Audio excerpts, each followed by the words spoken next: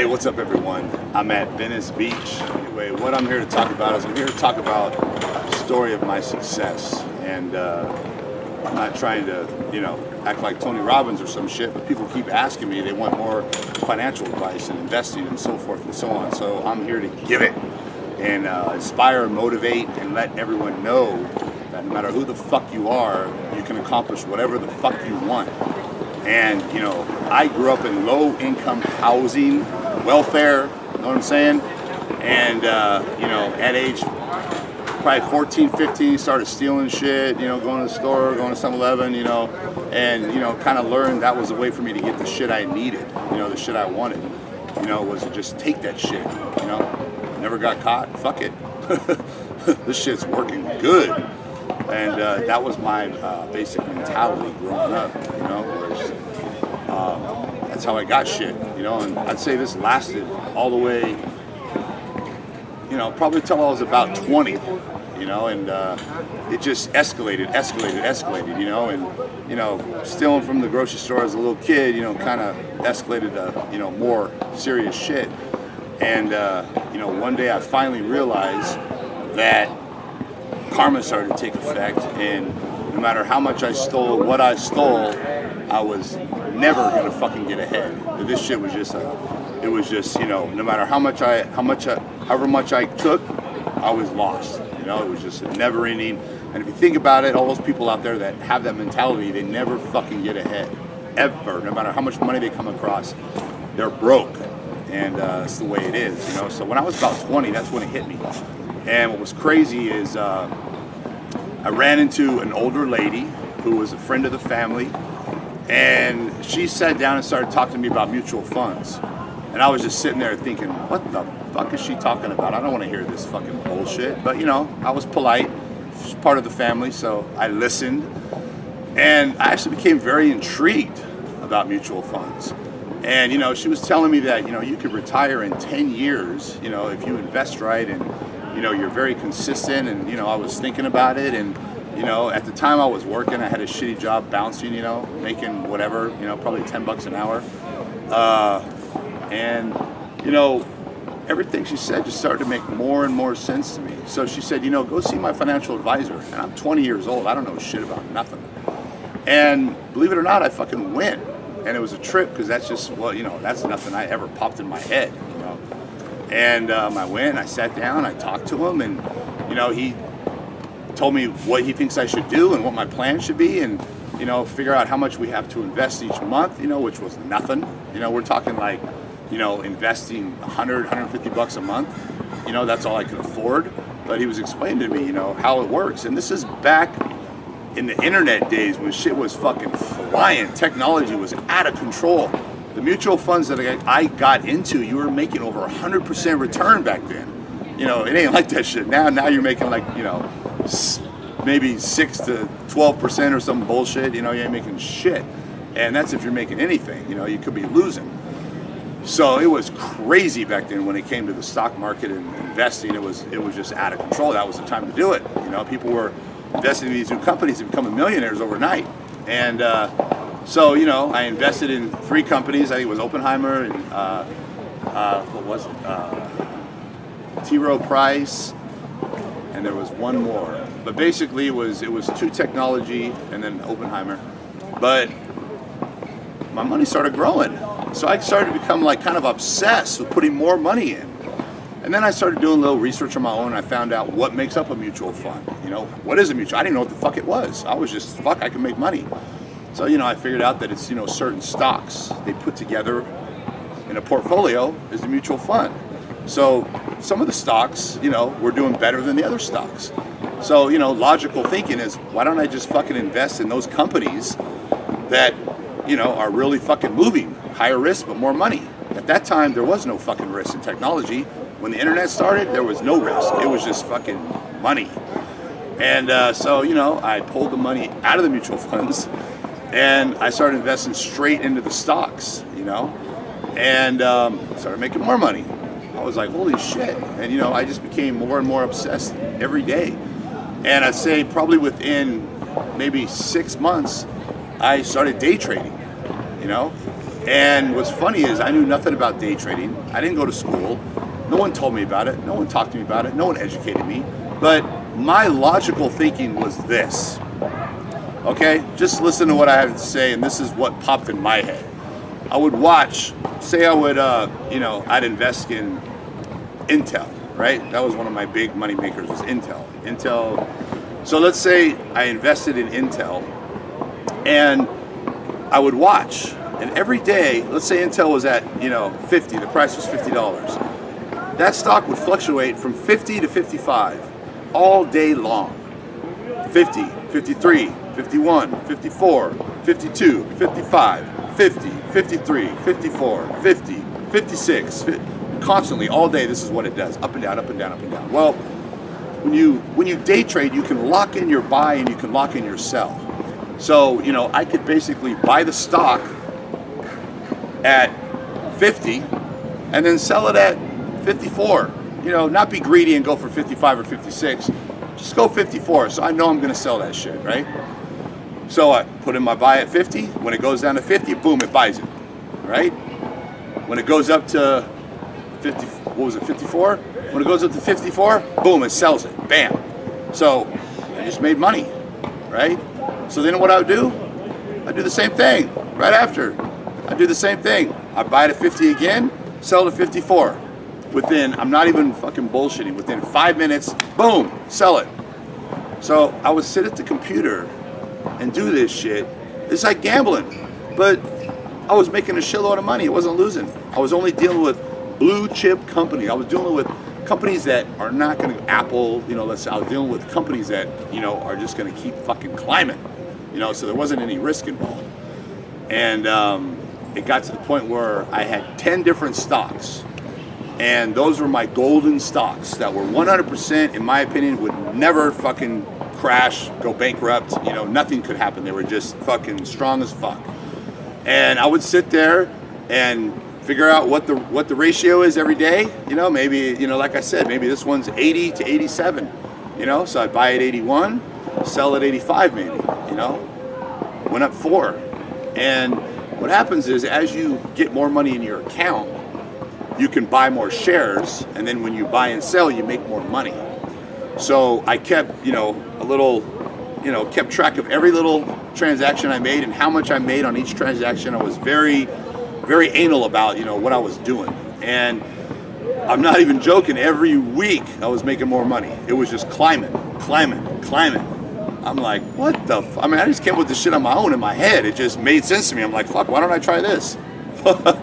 And I'm saying, that ain't day trading. When you go to school to be a day trader, that's not what day trading is. What I was doing was gambling.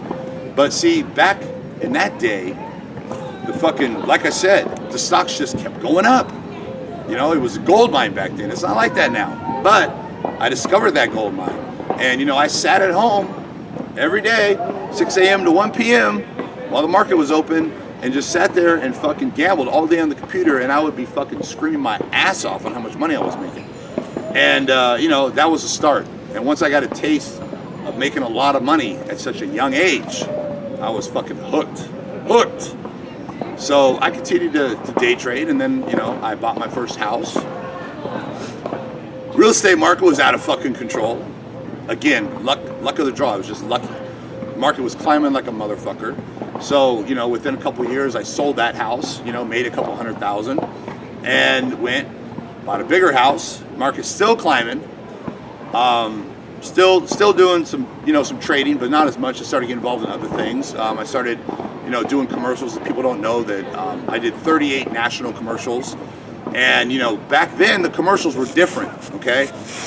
The way you get paid on a commercial is residuals. How many times they show that fucking commercial is how much money you make. Now, 15 years ago, they would do a commercial and they would show that shit for a year. Year straight, that commercial will play all the time on TV. So you could easily make $100,000 on one fucking commercial, easily. It ain't like that nowadays. Nowadays, they film a commercial, they play it for 3 weeks, and the shit's gone. So, now you make, I would say, average somewhere between $3,000, and at the very most you ever make is probably about $20,000 on a commercial. And that's if you're a principal. You got to be a principal, Extra, you don't get shit. You just get the day pay. But you know, it's you know, it's still good money. But I'm saying back in the day, you know, fucking commercials are out of control. So I did 38 national commercials. I made over $2 million just on those commercials. So that was something else I got into. And I started getting tatted, and I got tatted up. And back then, I hate to admit it, but I was basically like, you know, the pretty boy, dumb fucking bodybuilder. That's what I was. Every part I had was, I was like the good-looking fucking dumb bodybuilder. You know, and you know, it's embarrassing to me that I played those parts. You know, I watched those fucking commercials for that. What the fuck is that gym? Motherfuckers. Planet Fitness. You know, and I watched that commercial, you know, the bodybuilders, you know, and they're making fun of them and shit, and you know, I did that shit, you know, back then. That's my part. My part was a dumb motherfucking bodybuilder, and you know, but hey, I made a lot of fucking money playing that part, and you know, looking back right now, would I do that? No. Right now, if they offered me however much money it was, you know, to play that dumb fucking bodybuilder, I wouldn't do it in a million years. You know, just wouldn't do it. Not worth it. But you know, back then, fuck it. So basically, you know, still doing the commercial stuff. Did a couple movies. People know I've been in like 7 movies. My best part was Planet of the Apes, where I was on that movie for 9 months straight. I worked 6 days a week on that movie, and I had 3 very good roles as Black Army Gorilla, of course, and I also did the stunts for the Black Army Gorillas. A lot of the stunts, most of the stunts. Now the thing is funny thing is I wasn't a stuntman, but what happened is when we went to the makeup artist who was in charge of deciding what the apes are gonna look like, he pulled me out of the crowd and said, this motherfucker right here is the perfect Black Army Gorilla. And I'm like, okay, I don't know if that's much of a compliment. I don't really think I look like a fucking gorilla, but you know, hey, you got me the part. And you know, he's explaining, you know, the forehead bulge and the way my elbows are out. I mean, it was more than just muscles, you know, it was a lot to it. And for whatever reason, I had what he was looking for, and that got me the really good part on the movie, because in his head, I had the best visual of an ape, you know? And so on that movie alone, I'm still getting checks, you know, and it's not, you know, I probably made maybe close to 300,000 on that movie, but that was one of the most incredible experiences in my life, was traveling around. We went to Hawaii, went to Ridgecrest, you know, we went everywhere filming that movie, and it was a fucking experience, and it was incredible, and we were getting golden time probably at least twice a week. People that don't know what golden time is basically, I believe it's when you work 16 hours straight, you start getting paid your daily fee per hour. So the daily fee was, I want to say somewhere around $930. Now we were getting $930 an hour, you know, which back then that was fucking exciting shit, man. I'm like, fuck, I'm making $930 an hour right now. This is crazy. And I'm sitting on my ass doing nothing, waiting for them to call me to go do my shot. You know, eating fucking whatever I want, order whatever I want, they bring it to me, bring it to my trailer. So that was an experience. Now the real estate, back to the real estate, my second house, what I did is at the peak of the market, which again was a fucking just lucky. The market had gone up, it was high, and I read that book, you know, what is it? Poor Dad, Rich Dad. You guys remember that book? Came out probably, I'd say about maybe 10 years ago, and everyone was talking about it. It was a fucking new thing. You gotta read this book, gotta read this book. So I read it.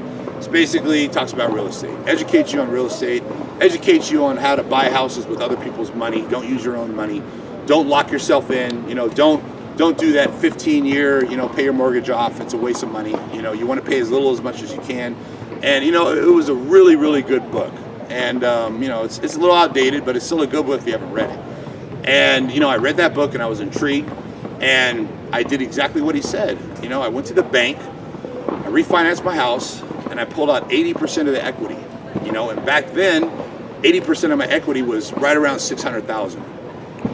So I took that 600,000, and on a tip of one of my training clients, I was training people in the mornings, I went to Georgetown, Texas, right? Now, again, this is maybe 8 years ago. Georgetown, Texas. It's 20 minutes outside of Austin. Georgetown, Texas 8 years ago was nothing. There was nothing there except for the college. But there was a lot of shit planned. And this person knew the inside scoop of what the fuck the plan was going on for the next 10 years, of what they're going to be putting, what they're going to be doing, what they're going to be building. He had the inside scoop, and he said, man, he goes, I'm telling you, this is the best investment you'll ever have as far as real estate.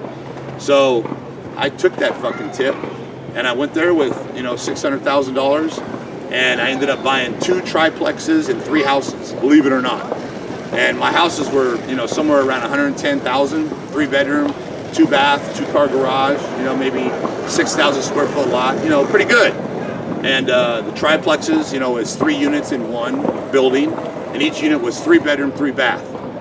And bought them, rented them out, you know, hired someone to manage the properties for me. They charged me 8% and just got checks every month in the mail. Now, again, it's not as good as it sounds. And from reading that book, things weren't the way they sounded, because, you know, people move out, you got to repaint the fucking walls, the carpet, you got to clean the carpet.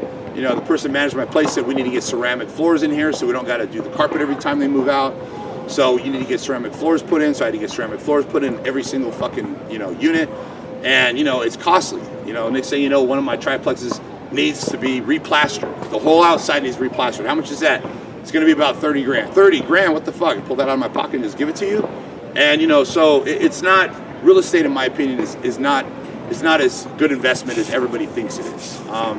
You know, still make money, but, you know, the money you put out to upkeep the properties and people coming and going, you know, you can end up breaking even and not making any fucking money, which is a bitch. Now, yeah, the equity might go up, but it might not. It's a gamble. You know, now the equity in Georgetown has gone up. That shit has not gone down. It just keeps going up. It's going up slow, but it's going up. So, you know, it's a good thing for retirement. You know, I got those properties, whatever. That was the end of the real estate. You know, I'm still renting those out, still making some money. It's not really a headache because someone manages it for me. But I will not buy any more real estate for the rest of my life. I am done buying shit, you know, right? It's just, I'm over it. I'm over it, you know? From here on out, I'm just gonna lease, move whenever I want, live wherever I want, you know, fuck this fucking, you know, buying shit, upkeeping. And the thing is, people don't understand is when you buy something, you live there, you want to make it the best it can be. It's like when you have a nice car, you want to get rims and tires and this and that, and, you know, put a fucking blower on it. Next thing you know, you spend money you're not going to get back. You know, and that's what I did. That's what I do when I get a house. I start fucking wanting to make it nicer. So I put this and I put that, and then when you go to sell it, you know, you ain't going to get that shit back. And that's a lesson learned, you know, because I've sold my houses that I've lived in. I buy them, sell them, buy another house, sell it, buy another house, sell it. You know, I don't rent them out. You know, the renting out is just a pain in the ass. So that's the story on real estate. Now, you know, the whole supplement industry, the business, you know, that was something, again, I just stumbled across. You know, Mutant gave me a phone call. I think hit me up on Facebook and said they're interested in sponsoring me as an athlete. And, you know, bodybuilding was my life back in the day. I lived to be a bodybuilder. You know, it was all about, my life was bodybuilding and making money. And that's all, that was my main concern. And it pretty much still is my main concern, you know? And, you know, I told them, I said, I'm not a bodybuilder. I don't compete. I'm not involved in bodybuilding. Like, I don't even fucking really care for bodybuilding anymore. You know, I did my thing, and, you know, I'm kind of over it. You know, and they said, we don't want a bodybuilder. We want you. You know, you have a unique look. You have a different look. We like the way you look. You know, we'd like to work with you. And I'm like, okay, tell me about the contract. Tell me what you're offering me. You know, so they offered me, you know, pretty decent deal, and, you know, and the traveling and the expos, and, you know, as a bodybuilder, I never got to do that shit. You know, I was never, you know, a big known bodybuilder. You know, people kind of knew who I was on the national level, but, you know, not really. No one ever asked to take a picture with me, you know, as far as at bodybuilding shows. You know, outside in the real world, at the mall or something, you know, yeah, that should happen all the time. But, you know, no, in the bodybuilding world, it's never really, you know, known, you know, so to say. So it was kind of a new thing, and I'm like, you know, it sounds kind of fucking fun, you know, to be at an expo, and, you know, and so we did some video shoots, and videos took off, and from there it just grew, you know, and, you know, that I had the idea, you know, fuck, you know, I've always wanted to do a supplement line. I've always had my ideas. I always want to come out with the right shit. I want to give people the truth, tell people the truth, and, you know, this is my chance, you know, to fucking let people know what the fuck is up, you know, because I spent, you know, all my teenage years buying weight gainers and fucking buying protein powders and, you know, spending my money or stealing that shit, whatever. And you know, it took me about 10 years to realize that, you know, real bodybuilders, Mr. Olympias, they're eating fucking eight meals a day, healthy food. That's what they're doing. You know, I was eating fucking In-N-Out and fucking McDonald's, you know, and then fucking drinking weight gainers and protein powders, and I thought I was doing the right thing.